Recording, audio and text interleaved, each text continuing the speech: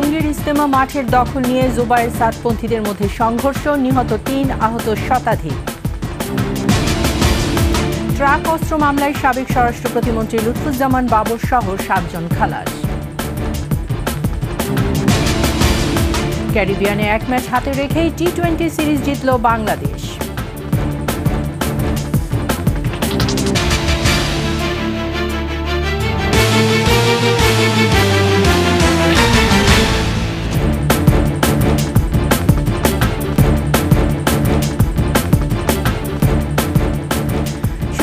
সংবাদ শিরোনাম, আমন্ত্রণ ২১শে দুপুরের সংবাদে, সাথে আছে আমি তাইজিন রহমান। দর্শক, ২১শে টেলিভিশনের সংবাদ একই সাথে সরাসরি দেখতে পাবেন আমাদের ফেসবুক পেজ www.facebook.com/2124 অনলাইনে। এছাড়া সাবস্ক্রাইব করতে পারেন www.youtube.com/@21 চ্যানেলে। টঙ্গীতে বিশ্ব ইজতেমা মাঠ দখল নিয়ে মাওলানা জুবায়ের ও সাদ অনুসারীদের মধ্যে সংঘর্ষে ৩ জন নিহত হয়েছেন, আহত হয়েছেন প্রায় শতাধিক। স্থানীয়রা জানায়, রাত ৩টার দিকে সাদপন্থীরা তুরাগ নদীর পশ্চিম তীর থেকে কামারপাড়া ব্রিজ সহ বিভিন্ন সড়ক দিয়ে ইজতেমা মাঠে আসতে থাকে। এ সময় তাদের লক্ষ্য করে জুবায়েরপন্থীরা ইটপাটকেল ছুড়ে। পরে সাদপন্থীরাও পাল্টা হামলা চালালে দুই পক্ষের মধ্যে সংঘর্ষ শুরু হয়। টঙ্গী পশ্চিম থানার ভারপ্রাপ্ত কর্মকর্তা ইস্কান্দার হাবিবুর রহমান জানান, ইজতেমা মাঠে দখল নিয়ে সংঘর্ষের ঘটনাস্থলে ২ জন ও অপরজন ঢাকা মেডিকেলে মারা গেছেন। আহতদের টঙ্গী আহসানুল্লাহ মাস্টার জেনারেল হাসপাতাল সহ বিভিন্ন হাসপাতালে চিকিৎসা দেওয়া হচ্ছে। পরিস্থিতি নিয়ন্ত্রণে র্যাব ও বিজিবি মোতায়েন করা হয়েছে। এদিকে এ বিষয়ে সাদপন্থী ও হেফাজত ইসলামের আমির মামুনুল হকের নেতৃত্বে প্রতিনিধি দল স্বরাষ্ট্র মন্ত্রণালয়ে বৈঠকে বসে।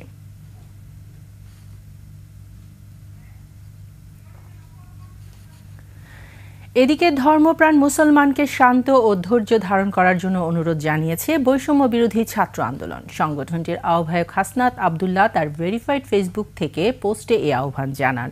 টঙ্গীতে সংঘর্ষে হতাহতের ঘটনাকে নির্মম আখ্যা দিয়ে এর তীব্র নিন্দা জানিয়েছেন তিনি।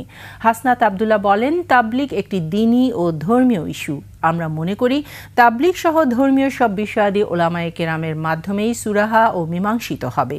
কোনো প্রকার বিশৃঙ্খলা না করে ধর্মীয় সম্প্রীতি বজায় রাখতে সবার প্রতি আহ্বান জানিয়েছেন তিনি।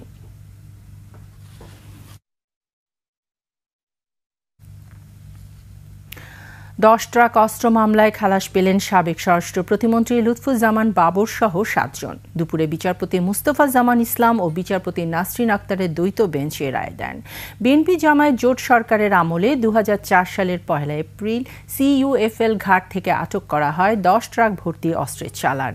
এ নিয়ে কর্ণফুলী থানায় 1878 সালের অস্ত্র আইন ও 1974 সালের বিশেষ ক্ষমতা আইনে চোরাচালানের অভিযোগ এনে 2টি মামলা হয়।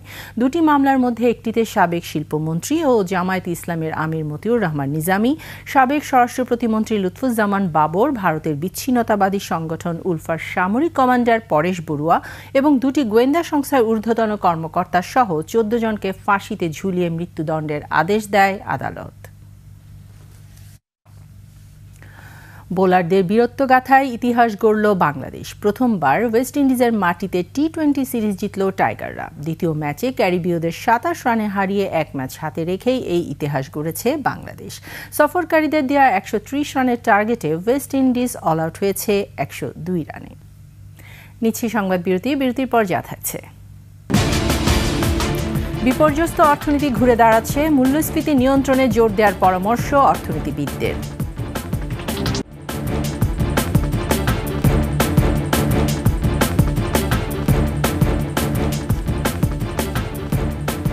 আমন্ত্রণ 21 সংবাদে। গুমের শিকার United People's Democratic Front UPDF নেতা মাইকেল চাকমা দায়ীদের বিরুদ্ধে ব্যবস্থা নিতে ট্রাইব্যুনালে অভিযোগ দাখিল করেছেন। সকালে আন্তর্জাতিক অপরাধ ট্রাইব্যুনালে চিফ প্রসিকিউটরের কাছে এই অভিযোগ দাখিল করেন তিনি। পরে এই মৌখিক অভিযোগের প্রেক্ষিতেই তদন্ত শুরুর কথা জানায় প্রসিকিউশন টিম। তার সঙ্গে আছেন আলোকচিত্রী শহীদুল আলম ও শহীদুল আলমের স্ত্রী অধ্যাপক রেহনুমা আহমেদ। 2019 সালের 9 এপ্রিল নারায়ণগঞ্জের কাঁচপুর এলাকা থেকে সাংগঠনিক কাজ শেষে ঢাকায় ফেরার পথে মাইকেল চাকমা গুমের শিকার হন। নারায়ণগঞ্জ থানায় অভিযোগ দায়ের ও মাইকেলের সন্ধান চেয়ে পরিবারের পক্ষ থেকে হাইকোর্টে রিট পিটিশন দাখিল করা হলেও তাকে উদ্ধারে কোনো পদক্ষেপ নেয়নি বিগত সরকার। হাসিনার সরকারের পতনের পর দীর্ঘ 5 বছর 3 মাস পর গত 7 আগস্ট অবরুদ্ধ দশা থেকে মুক্তি পান মাইকেল চাকমা। ওই দিন ভোরের দিকে চট্টগ্রামের একটি স্থানে তাকে চোখ বাঁধা অবস্থায় ছেড়ে দেওয়া হয়। সমাবেশের দিনে আমাদের ছাত্র সংগঠনের 5 শতক পরিষদের একটা অবরোধ ছিল। ওই সমাবেশের দিন শেখ হাসিনা যে পাবলিক মিটিংয়ে বক্তব্য দেওয়ার সময় বলেছিল যে আজকে যারা অবরোধ দিয়েছে তাদেরকে আমি দেখে নেব। আমাদের মাঝে মাইকেল চাকমা, যিনি এনফোর্সড ডিসঅ্যাপিয়ারেন্স বা গুমের শিকার হয়েছিলেন, তিনি 3রা এপ্রিল 2019 সালে ঢাকা থেকে তাকে গুম করা হয়েছে।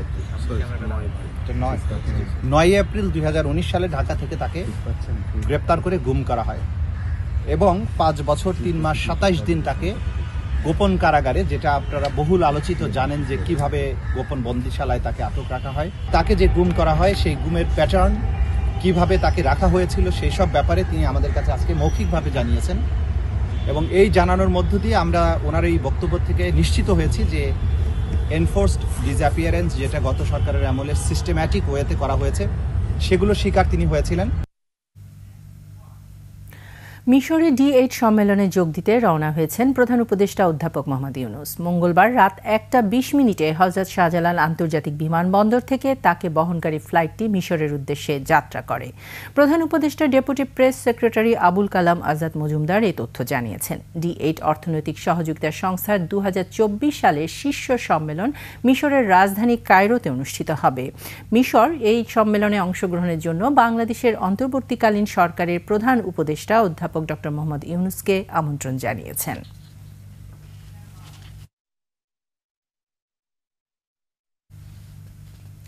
দুর্নীতিগ্রস্ত ভঙ্গুর অর্থনীতির চাকা ঘুরছে। অন্তর্বর্তী সরকারের 4 মাসে ক্রমশ উন্নতির দিকে রেমিটেন্স প্রবাহ। তারল্য সংকটে থাকা ব্যাংকগুলো সচল করতে সরকারের উদ্যোগ প্রশংসনীয় বলছে অর্থনীতিবিদরা। মূল্যস্ফীতি নিয়ন্ত্রণে সরকারের বিশেষ উদ্যোগের তাগিদ দিয়েছেন তারা। মানিক শিকদারের রিপোর্ট। হাসিনার 15 বছরের দুর্নীতি, স্বজনপ্রীতি আর অবাধে অর্থ পাচারে দেশের অর্থনীতি বিপর্যস্ত। ঘুণে ধরা অর্থনীতির ভঙ্গুর দশায় আশঙ্কাজনকভাবে কমেছে রিজার্ভ। ছাত্র জনতার অভ্যুত্থানে আওয়ামী লীগ সরকার পতনের পর অর্থনীতিবিদ ডক্টর মোহাম্মদ ইউনূসের অন্তর্বর্তী সরকারের বড় চ্যালেঞ্জ ছিল অর্থনীতির চাকা সচল করা। জুলাই পরবর্তীতে প্রবাসী রেমিটেন্স যোদ্ধারা দেশপ্রেমের অনন্য নিদর্শন দেখিয়েছেন, যার ফলে বেড়েছে রিজার্ভ। রপ্তানি আয়েও গতি ফিরেছে বলে মনে করছেন অর্থনীতিবিদরা। 15 বছর আমরা দেখেছি banking, energy, public sector projects, public investments, এইগুলো বেশিরভাগ সময় সিদ্ধান্তগুলো হতো কোনো গোষ্ঠীকে বেনিফিট দেওয়ার জন্য বা দুর্নীতিকে মাথায় রেখে। সেটা সম্পূর্ণভাবে বন্ধ হয়ে গেছে অগাস্টের 5 তারিখ বা এই অন্তর্বর্তীকালীন সরকার ক্ষমতা নেওয়ার পরে। এটা আমি মনে করি সবচাইতে বড় অর্জন। ব্যাংক খাতের অসঙ্গতি দূর করতে নেওয়া হয়েছে বেশ কিছু উদ্যোগ। বাংলাদেশ ব্যাংক 22,000 কোটি টাকা সরবরাহ করায় তারল্য সংকট অনেকটাই মোচন হয়েছে। বিশেষ করে যাদের তারল্যের ঘাটতি আছে যেসব প্রতিষ্ঠানের, সেখানে বাংলাদেশ ব্যাংক তারল্য সহায়তা দিয়েছে। প্রথমে তারা চেষ্টা করেছিল যে বাজার থেকেই টাকাটা তুলে দুর্বল ব্যাংকগুলোকে দেয়া গ্যারান্টি স্কিমের মাধ্যমে। কিন্তু সেগুলো মূলত খুব দুর্বল ব্যাংকগুলোকে টিকিয়ে রাখার জন্য। তখন সেটা ভালো না খারাপ সেটা আরেকটা ডিবেট, বাট হ্যাঁ, ব্যাংক বন্ধ হতে দেওয়া যাবে না এই মুহূর্তে, অর্থনীতির এই দুর্বল মুহূর্তে। তবে লাগামহীন নিত্যপণ্যের দাম, ডলারের দাম নিয়ন্ত্রণে না আসায় মূল্যস্ফীতি এখনো বড় চ্যালেঞ্জ। সেইগুলো সরবরাহ চেইনের সমস্যাগুলো, চাঁদাবাজি বন্ধ করা, বাজার কারসাজি যারা করছেন তারা যেই পথে কারসাজিগুলি করছেন সেই পথগুলোকে বন্ধ করে দেয়া, ওই দিকেই জোর দিতে হবে বেশি, আর সরবরাহটা যাতে থাকে। 4 মাসে অন্যতম বড় সংকট কলকারখানা ও ব্যবসা প্রতিষ্ঠানে শ্রমিক অসন্তোষ ও সহিংসতা। এক্সপোর্টে এবং ম্যানুফ্যাকচারিং এবং এটার কারণে বিদেশি যে ইকোনমিক স্টেক হোল্ডার আছে তারা কিভাবে কি দেখছে বাংলাদেশে, সেই জায়গায় কিন্তু অনিশ্চয়তা সৃষ্টি হচ্ছে। সেই জায়গাটা আমার মনে হয় সরকারকে এখন সর্বোচ্চ নজর দিতে হবে। অর্থনীতির যে সুবাতাস বইতে শুরু করেছে তার সুফল পেতে আরও কিছুটা সময় লাগবে বলে মনে করছেন বিশেষজ্ঞরা।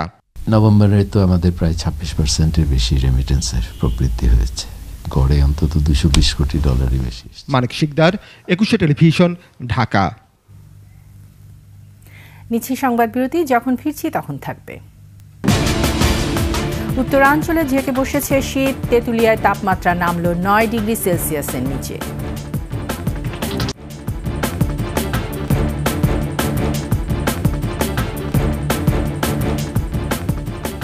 আবার আমন্ত্রণ 21 সংবাদে। দেশের বিভিন্ন জেলায় জেঁকে বসেছে শীত, পঞ্চগড়ে বইছে মৃদু শৈত্যপ্রবাহ। সর্বনিম্ন তাপমাত্রা রেকর্ড করা হয়েছে পঞ্চগড়ের তেঁতুলিয়ায় 8.8 ডিগ্রি সেলসিয়াস। প্রতিনিধিদের তথ্য ছবিতে ডেস্ক রিপোর্ট। তীব্র ঠান্ডা ও হিমেল বাতাসে স্থবির হয়ে পড়েছে পঞ্চগড়ের জনজীবন। দিনে রোদ থাকলেও সন্ধ্যা নামতেই ঘন কুয়াশায় ঢেকে যাচ্ছে গোটা জেলা। কয়েকদিন ধরে জেলার তাপমাত্রা 9 থেকে 10 ডিগ্রি সেলসিয়াসে ওঠানামা করায় দুর্ভোগে পড়েছে স্বল্প আয়ের মানুষ। তেঁতুলিয়া আবহাওয়া পর্যবেক্ষণ কেন্দ্র জানায়, আজ সকাল 9টায় জেলার সর্বনিম্ন তাপমাত্রা রেকর্ড করেছে 8.8 ডিগ্রি সেলসিয়াস। ঠাকুরগাঁওয়ে হিমেল বাতাস ও কুয়াশায় বেড়েছে শীতের দাপট। অনেক বেলা পর্যন্ত রাস্তাঘাট প্রায় ফাঁকাই থাকছে। কমে গেছে রিক্সা ও অটোরিকশা চালকদের আয় রোজগার। শীতের কাপড় চাপড় চাই শীতের জন্য, ঠান্ডা তো প্রচুর। শীতে সবাই হয়তো বসে আছে, এই সময় কাজ করতে পারতেছে না। কুয়াশা, রাস্তায় চলা যাচ্ছে না, হেডলাইটের কোনো কাজ করতেছে না। চুয়াডাঙ্গাতেও হিমেল হাওয়া ও ঠান্ডায় বিপাকে স্বল্প আয়ের মানুষ। কয়েকদিনের ঘন কুয়াশা ও মেঘলা আবহাওয়ায় মানুষের জীবনযাত্রা দুর্বিষহ হয়ে পড়েছে। আমরা কাজে কামে যেতে পারছি না, তো খুবই কষ্ট, দুর্যোগ। সেটি খুব সমস্যা আছে, যাতে বুঝেছেন, কষ্ট, ঠান্ডা, কাশি, জ্বর হয়ে যাচ্ছে। তবে গাইবান্ধায় রোদ উঠায় শীতের তীব্রতা কিছুটা কমেছে। দিনাজপুরে রোদের দেখা মিললেও কনকনে ঠান্ডা বাতাস, তবে কুয়াশা নেই। মেহেরপুরে দিনে শীত কিছুটা কমলেও রাতে তাপমাত্রা কমতে থাকে। মৃদু শৈত্যপ্রবাহ বয়ে যাচ্ছে মৌলভীবাজারের শ্রীমঙ্গলে। সন্ধ্যা হলেই ঘন কুয়াশায় ঠেকে যাচ্ছে পথঘাট। সড়কে দুর্ঘটনা এড়াতে যানবাহন চলছে ধীর গতিতে। Banushree Dolly, desk report, 21 television. এবারে বাণিজ্য সংবাদ।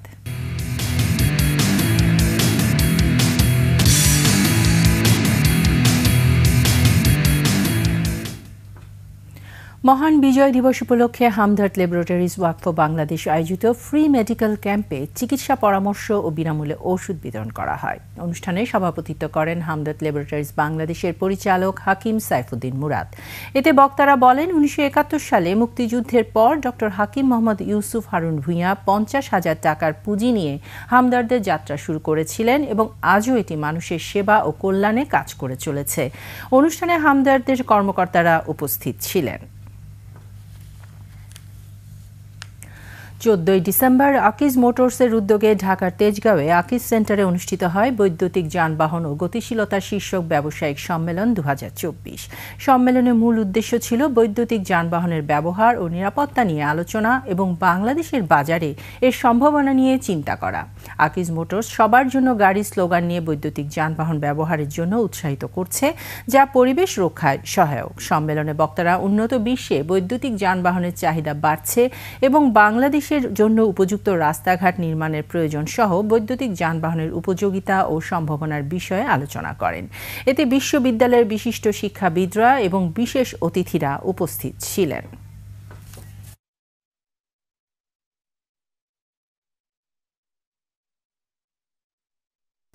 শেষ করছি 21 সংবাদ। যাবার আগে সংবাদ শিরোনামগুলো জানিয়ে দিচ্ছি আরও একবার।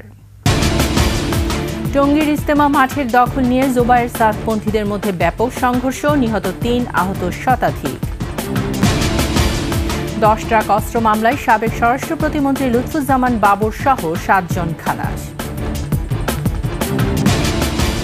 ক্যারিবিয়ানে 1 ম্যাচ হাতে রেখে টি-20 সিরিজ জিতল বাংলাদেশ।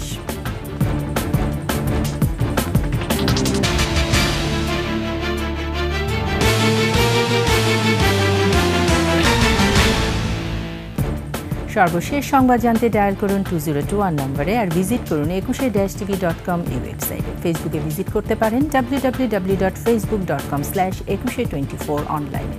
এছাড়া সাবস্ক্রাইব করতে পারেন www.youtube.com/@21etv চ্যানেলে। এতক্ষণ সঙ্গে থাকার জন্য ধন্যবাদ। পরবর্তী সংবাদ বিকেল 5টায় দেখার আমন্ত্রণ রইল। 21-এর সাথেই থাকুন।